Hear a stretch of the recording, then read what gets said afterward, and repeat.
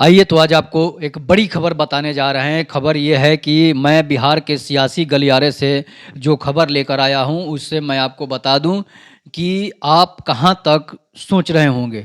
आप कहाँ तक सोच सकते हैं, आप जहाँ से सोचना बंद करते हैं, वो वहाँ से सोचना शुरू करते हैं। मैं बात कर रहा हूँ उन लोगों की जो नहीं चाहते हैं कि बिहार में अब कभी स्वर्ण सीएम बने, जैसे राजपूत, भूमिहार, लाला, ब्राह्मण। इसको लालू यादव प्रसाद यादव की भाषा में भूरा बाल कहा जाता था। मैं आपको बता दूं कि भूरा बाल क्या कभी बिहार का सीएम नहीं बन सकता है, या फिर बिहार में भूरा बाल का कोई नेतृत्व करने वाला क्षमता किसी में नहीं है। मैं आपको इसलिए बता रहा हूं कि बिहार में 2025 के चुनाव में बिहार में क्या कोई नया स्वर्णों का सीएम बनकर आ सकता है? क्या कोई नया सीएम उभर सकता है बिहार के लिए? ऐसा कोई नेता जो हो बिहार का सीएम बन सके। मैं आपको बता दूं कि बिहार में बहुत सारे ऐसे नेता हैं जो स्वर्ण जाति से आते हैं और सीएम बनने के लायक हैं, नाकाबिल नहीं है, काबिल हैं। मैं आपको इसलिए बता रहा हूं कि बिहार में बहुत सारे पढ़े लिखे नेता, डॉक्टर, इंजीनियर, आईएएस तक नेता हैं जो बिहार में स्वर्णों का नेतृत्व कर सकते हैं। लेकिन उनमें कमी क्या है? उनमें आत्मविश्वास की कमी है। उनमें जो है आत्मविश्वास की कमी के साथ उनकी कमजोरी क्या है कि वो कभी स्वर्णों की आवाज़ नहीं उठाते हैं, वो कभी स्वर्णों की तरफदारी नहीं करते हैं। ऐसे नेता जो नेतृत्व तो करते हैं, वोट तो लेते हैं, लेकिन जो है वो कभी स्वर्णों का आवाज़ नहीं बनते हैं, ना वो कभी स्वर्णों की आवाज़ कभी सियासी गलियारे में उठाते हैं, ना कभी विधानसभा में भी नहीं उठाते हैं। उनका सबसे बड़ा कारण क्या है? डर कहाँ है? डर वहाँ है, वो जानते हैं कि जिस जनता के लिए मैं आवाज़ उठाऊंगा वो जनता हमारा साथ नहीं दे सकती है। जनता भी जानती है कि मैं जिस स्वर्ण नेता के लिए आवाज़ उठाता हूं वो स्वर्ण नेता हमारा साथ नहीं देता है। तो समझिए कि जब तक आपसी वैमनस्यता रहेगी, आपका सीएम कभी नहीं बन सकता है।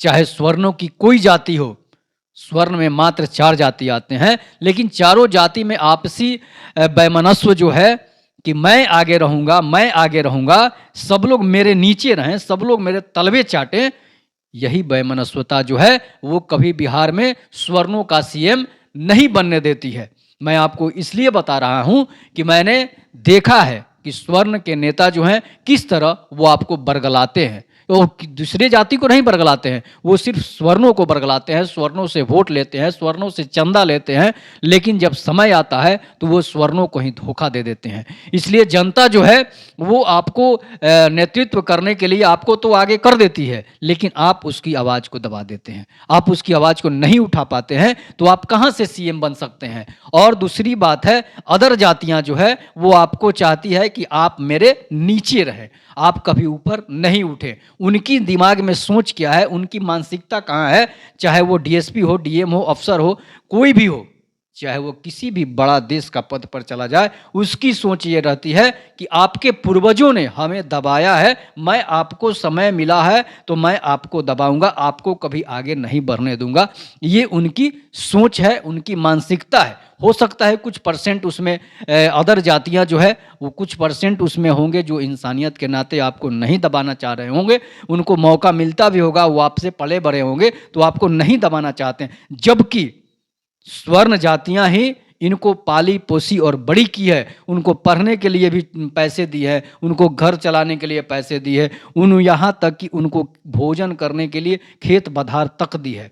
लेकिन आपको आपके साथ छलावा, इतिहास ने भी आपके साथ छलावा किया है कि वो स्वर्ण नेता जो हैं, जो स्वर्ण जाति के लोग थे, वो नीची जाति के लोगों को, पिछड़ी जाति के लोगों को दबाए रखा है। लेकिन आप इस पर गौर कीजिएगा, रिसर्च कीजिएगा, तो जहां तक देखिएगा कि हर स्वर्ण के गांव में अगर पिछड़ी और दलित जातियां बसी है तो उसमें पता चलता है कि स्वर्णों ने उसे वहां पर लाकर बसाया है। आप कहीं भी पता कर लीजिएगा, किसी गांव में स्वर्ण नहीं जाकर बसे हैं, वहां पर अदर जातियां आकर बसी है। ये चीज होता है।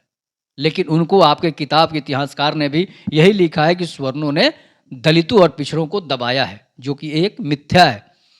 और नेताओं की बात आती है तो नेता बिहार में स्वर्णों के नेता कैसे सीएम बन सकते हैं?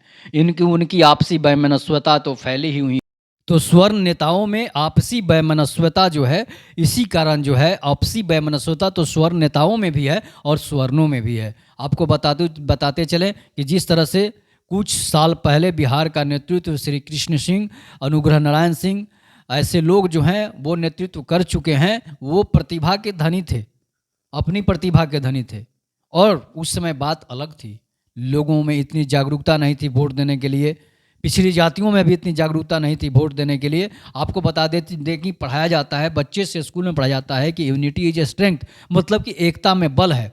उस बात को हम लोगों ने पढ़ लिख कर अमल में नहीं लाया, लेकिन अदर जातियां जो है वो उस बात को अमल में लाई और उनमें सामंजस्य बनता गया, और हम में सामंजस्य जो है, जो स्वर्णों में सामंजस्य है वो खत्म होता गया। स्वर्णों, पिछड़ी और दलित जातियों में सामंजस्य बनता गया और स्वर्णों में वैमनस्य बनता गया। तो समझिए कि अगर आप में वैमनस्यता रहेगी तो आप ना तो कभी नेतृत्व करने लायक रहेंगे, ना कभी बिहार का सीएम बन सकते हैं, चाहे देश का पीएम बन सकते हैं, कभी नहीं। मात्र चंद्रशेखर सिंह इसलिए पीएम बने थे कि उनमें उनकी प्रतिभा थी, उनमें उनकी भावना थी, और उन्होंने सभी दलों को एक करके एक जगह पर लाकर वो पीएम बन गए।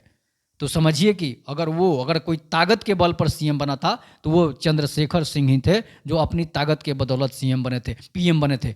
लेकिन मैं बिहार की बात करता हूं तो बिहार में स्वर्ण नेताओं में बहुत सारे स्वर्ण नेता हैं जो सीएम के कैंडिडेट लायक हैं, लेकिन आपस में खींचातान की वजह से वो कभी नहीं बन सकते। अगर मान लीजिए कि बात राजकुमार सिंह की आती है, जो आरा के सांसद हैं, ऊर्जा मंत्री हैं और दो बार मंत्री, स्वतंत्र प्रभार मंत्री भी रह चुके हैं, उनको अगर सीएम बनाया जाए तो उनमें हर जातियों के वोट पकड़ जो है, उनमें हर जातियों के लोग जो हैं वो उनको वोट दे सकते हैं। इसलिए वोट दे सकते हैं कि उनमें जातीयता नहीं है, उनमें सभी जातियों का उद्धार करने का क्षमता है, और सभी जाति धर्म के लोग उनको वोट करते हैं। आरा की स्थिति आप देख सकते हैं। इसके बाद नंबर आता है गिरिराज सिंह का।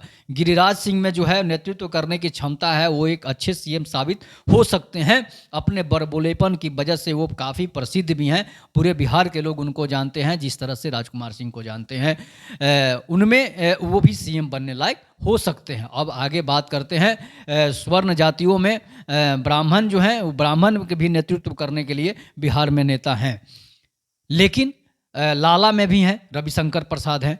तो ऐसे बहुत सारे लोग हैं जो स्वर्ण में सीएम बनने लायक हैं, लेकिन उनमें वो सिर्फ इसलिए नहीं बन पाते हैं कि उनमें कभी आपस में सामंजस्य नहीं बैठा, इसलिए नहीं बन पाते हैं। मैं आपको इसलिए बता रहा हूं कि बिहार में 2025 के जो चुनाव होंगे उनमें बीजेपी जो है स्वर्ण समाज को साधने की कोशिश करेगी, इसलिए कि कुछ स्वर्ण समाज जो है उनमें से एक धारा ऐसा था जो अगले चुनाव में बिखर चुका था, विखंडित हो चुका था। लेकिन इस बार जो है वो नीतीश कुमार या तेजस्वी यादव के विरोध में वो बीजेपी को वोट कर सकती है। तो बीजेपी का अगर सीएम बन सकता है कोई, तो बहुत सारे ऐसे हैं जो कि सीएम बनने के कगार पर हैं। लेकिन भाजपा जो है वो स्वर्णों की राजनीति नहीं करेगी। इस समय बीजेपी जो है, इस बार जो है बीजेपी सम्राट चौधरी को इसीलिए प्रदेश अध्यक्ष घोषित किया है कि बीजेपी फिर से बैकवर्ड और पिछड़े दलित की राजनीति करेगी और स्वर्णों को फिर हाशिए पर ला सकती है बिहार में,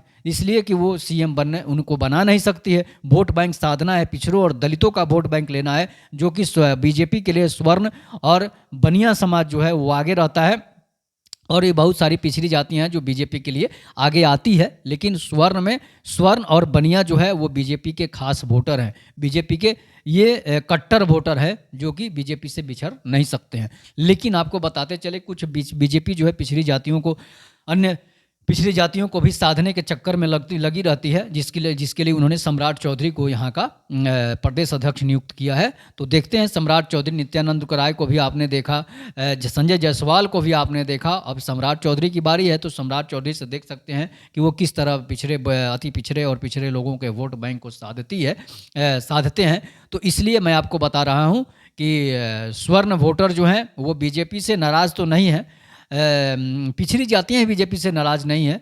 तो आगे देखते रहिए। दलित जातियाँ कुछ नाराज़ है, जो बीजेपी से नाराज़ रहती है, वो हमेशा बीजेपी से नाराज़ रहती है। लेकिन वोट का समय आता है तो भगवान जाने वो कहाँ किसको वोट करते हैं। तो इसलिए मैं आपको बताया कि स्वर्ण जाति के लोग जो हैं अब नहीं सुधरे तो कभी नहीं सुधरेंगे, वो फिर पैरों के नीचे ही रहेंगे। जो जो शूद्र, जिनको वो शूद्र कहते थे, अब वो स्वर्ण हो चुके हैं, और जो स्वर्ण थे वो शूद्र हो चुके हैं। मैं आपको इसलिए कह रहा हूँ कि कहाँ